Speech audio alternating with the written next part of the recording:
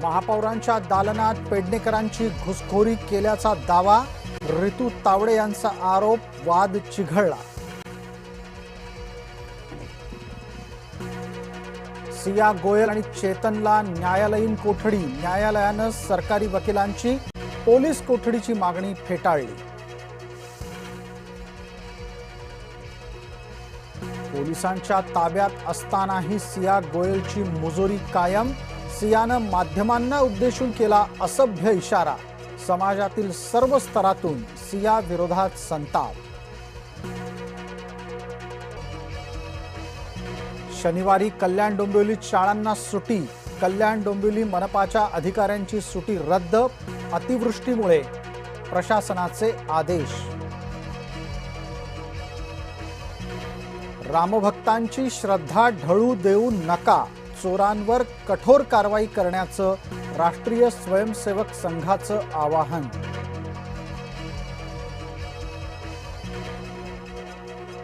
मातोश्रीतल्या ठाकरेंना आता राम आठवला, रविवारपासून राज्यभरात उबाठाचं रामरक्षा पठण, राम मंदिर दानचोरीच्या विरोधात आंदोलन. ठाकरेंनी रामरक्षा नव्हे आमदार रक्षा आंदोलन करावं, भाजपा मुख्य प्रवक्ता नवनाथ बन यांचा सल्ला.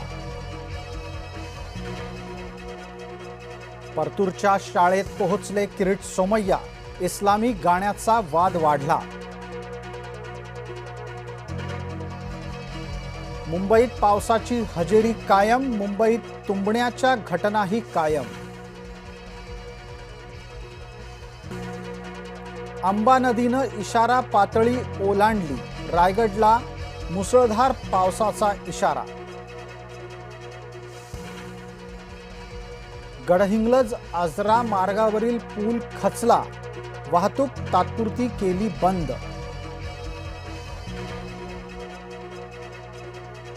ठाण्यात गेल्या 3 दिवसांपासून मुसळधार सुरूच, बाजारपेठेत भरलं पाणी, वंदना डेपो, कोपरी, बाराबंगला परिसरात तुंबलेल्या पाण्याचे अनेक प्रकार.